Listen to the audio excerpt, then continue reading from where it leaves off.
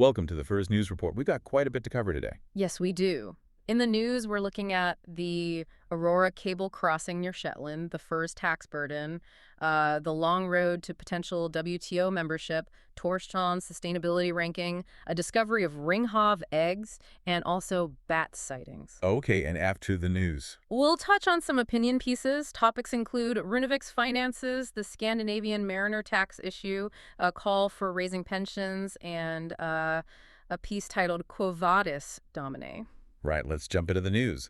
First up, that subsea cable, Aurora. Yeah, it's a big one, 7,230 kilometers, New Jersey to Denmark. It's now crossing through Shetland waters. And it intersects quite a few existing lines, doesn't it? 10, I believe. That's right. And Alcatel Submarine Networks, they're handling the installation. They plan rock protection for most crossings. Most, but not all. Correct. 2 crossings won't get that protection initially where it crosses the R100 and, significantly, the Shetland 2 cable. Shetland 2, isn't that the one that's had some trouble recently? It is, yeah. Damaged 3 times since 2023. Twice just in the last few months, most recently during Storm Amy, back on October 3rd. Okay. Moving on to the economy then. Taxes are up. Yes, the overall tax burden hit 41.9% for 2024. That's an increase of 1.3 percentage points from last year. And how does that stack up regionally? It puts the Faroes second highest among Nordic countries. Only Denmark is higher, at 45.4%. What's driving that increase? Well, public income from taxes and fees grew faster than the gross national income. Income went up 6.4% to 11.7 billion kroner, while G&I only drew about 2.9%. And the biggest income streams? Still personal income tax, that brought in 4.7 billion, and VAT, which saw a pretty big jump, up 9.9% to 2.5 billion kroner. Okay. Let's shift to international relations. The WTO membership application. Right. The WTO Director General, Ngozi Okonjo-Iweala, she indicated it's going to take, quote, many years. Many years. Is there a clearer timeline? She estimated maybe 3 to 5 years on the quicker end. But crucially, the formal process hasn't even started yet. It requires bilateral talks with all members. Though Denmark is backing the bid, correct? Yes, Denmark has promised political support, which is important. Good to know. Now, how about Tórshavn and sustainability? Some positive news there.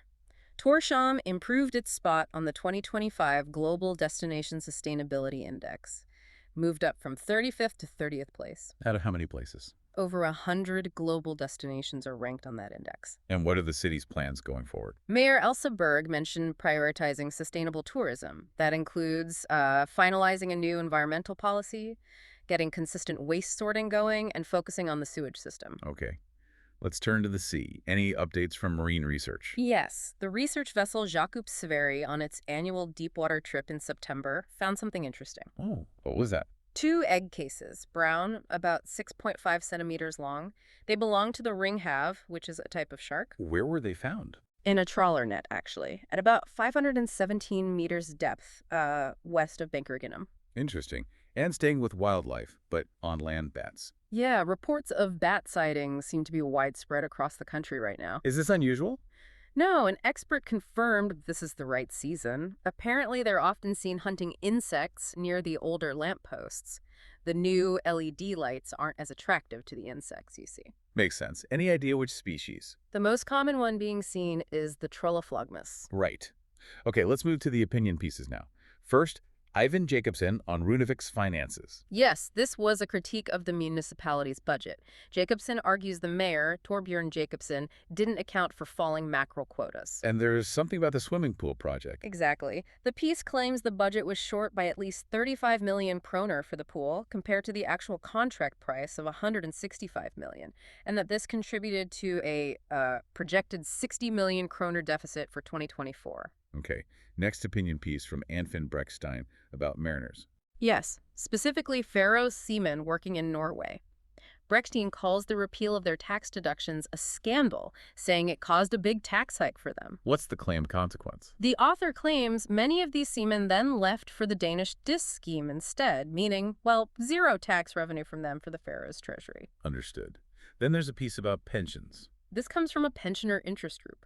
They're arguing that pensions for both old age and disability pensioners are seriously lagging behind because of recent price increases. And they feel the current levels are inadequate. Yes, they point out that pensions for about 1,200 people, those 67 and older, plus those on lower disability pensions, actually fall below the official 2023 poverty risk threshold. Which was? 167,993 kroner.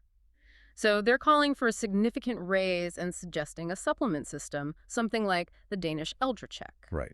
And finally, the piece by Jens Avrana, Quo Vadis Domine. This one's a theological reflection. It draws parallels between persecution and violence happening globally, mentioning Nigeria, America, Gaza as examples, and what the author describes as a proposed legislative threat to the unborn child here in the Faroes. Okay, that covers the opinion pieces. And that brings us to the end of this Faroes news report. Like and subscribe to Paul's Fundamentals for more content like this. Sources linked below.